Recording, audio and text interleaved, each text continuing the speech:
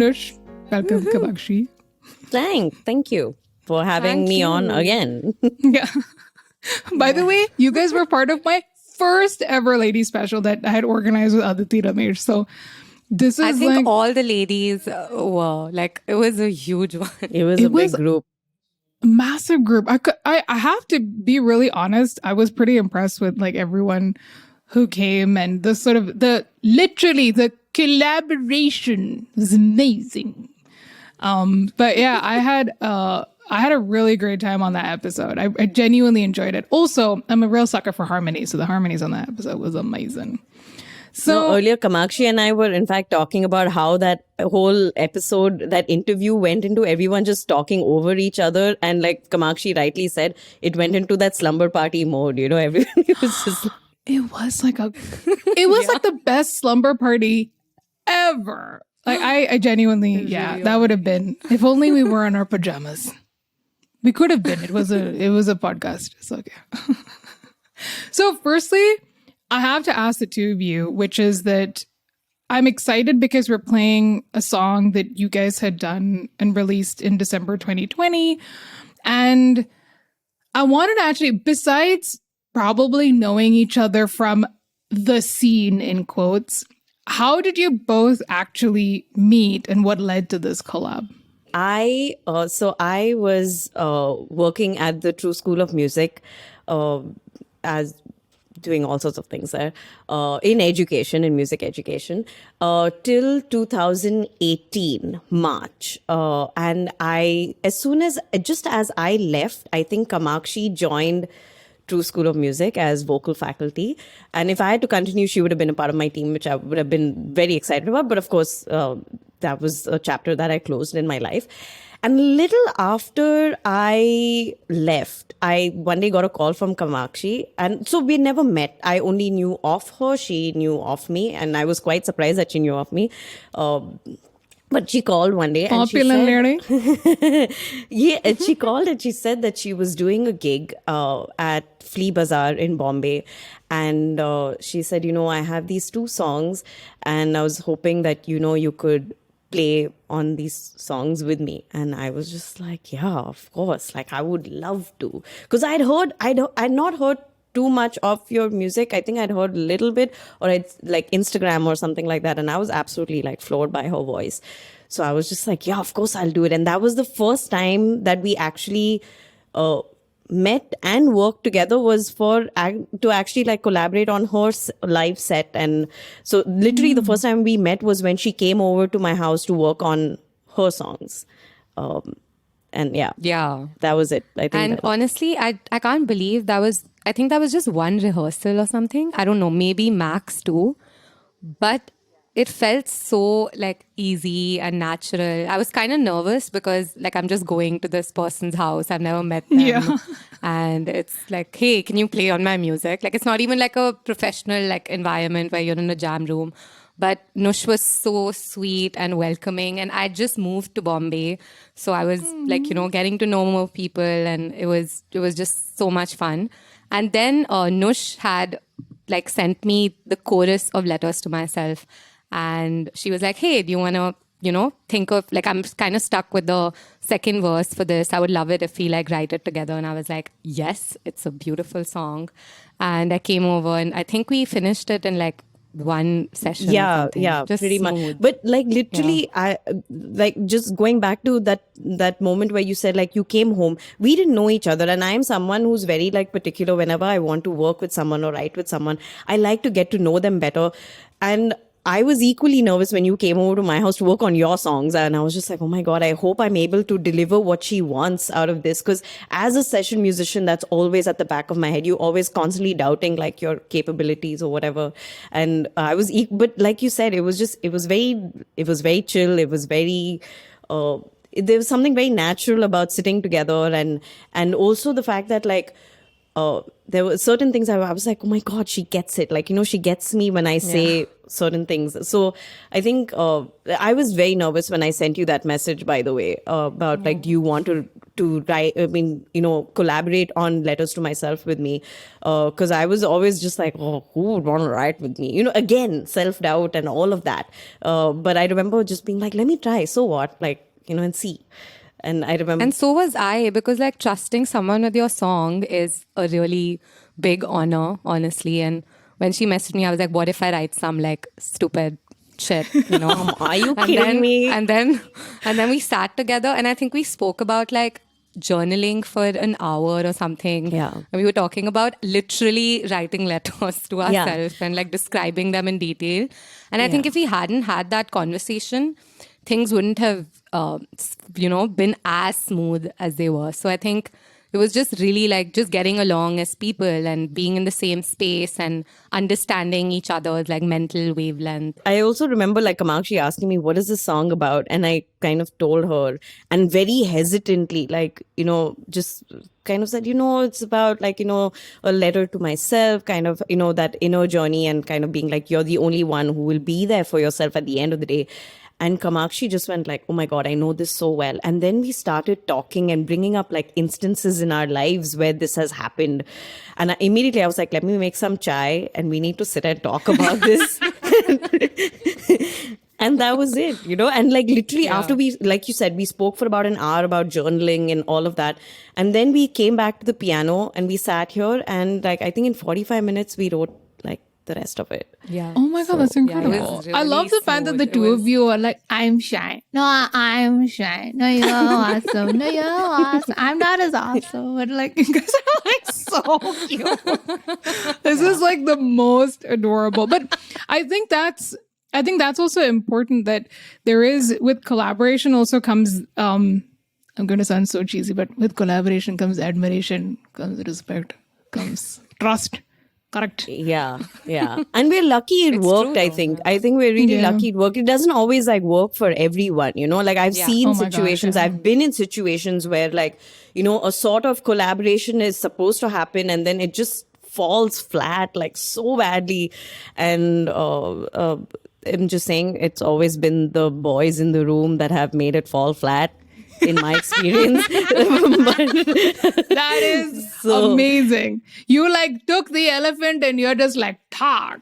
I'm just saying.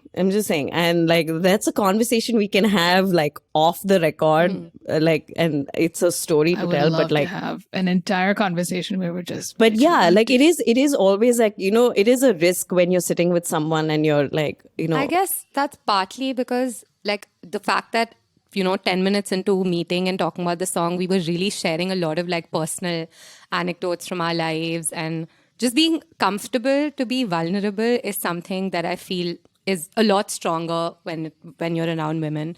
And I think that's why like I find it much easier personally as well. Also, I mean, you guys are talking about journaling, and I have to be like really honest, because I used to, since we're talking about journaling, and I'm a lady, I'm also going to bring in here. Not that I was a hardcore, used to write like, dear diary today. And I used to write in a diary and I loved it. I still have some of my old diaries. And I was actually looking at how my diaries have changed, because initially my diaries as a teenager were filled with feelings and angst. And then my diary became more about writing about what was happening in my life. And, today I went to visit my friend and then went to the beach. And then we talked about these things. We did that. It was all like about what I was doing. And then now my diary is just to-do lists. That's my diary. I have like one diary, which is a to-do list diary. And then one diary, which is journaling. And then another one, which is a gratitude journal. So I'm like really. I love that. Just like, I love that. I have that too. Yeah, I'm similar. Like I have the one with like all my feelings in it, and that is also part of my gratitude journal. And then there's what I truly believe, like the book where I write all my songs in. That's a journal in itself.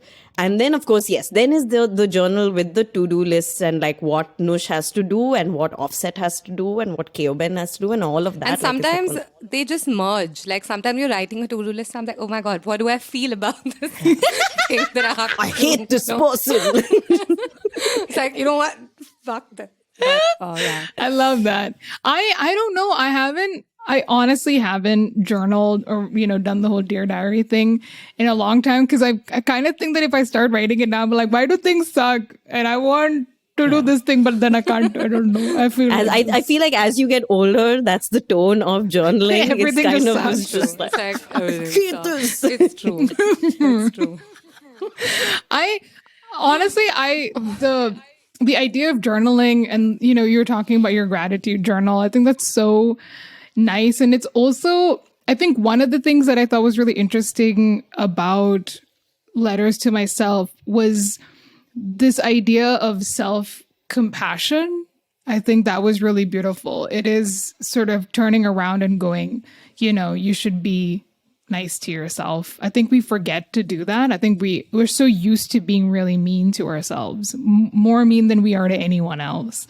And I think that letters to myself was such a beautiful name. It kind of like hit me really hard because it was one of those things where, this is going to sound like a really weird story, but like I'm doing a podcast with like Pooja Dingra, like the pastry chef. And then she got some photos like of a shoot that was sent of her, like of some test shots or something.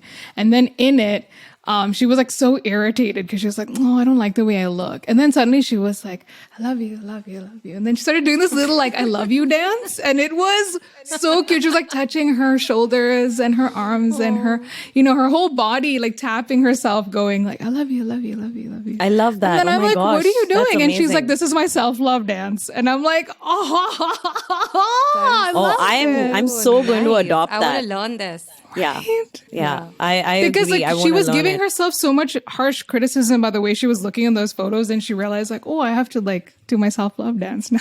Yeah. No, and that's so true because and this happens as I think as musicians, as writers, as anyone who creates something, or even forget all of that. Actually, sometimes when we just look at ourselves in the mirror and you're looking at your skin and you're just like, oh my God, I have like whatever, I have like acne, or I have like these boils on my face. I don't know where it's come from. And you're constantly like, our first thing to do is to like criticize ourselves. And it comes so naturally that sometimes we don't realize how many times we do it or how often we do it, but we pretty much do it every day.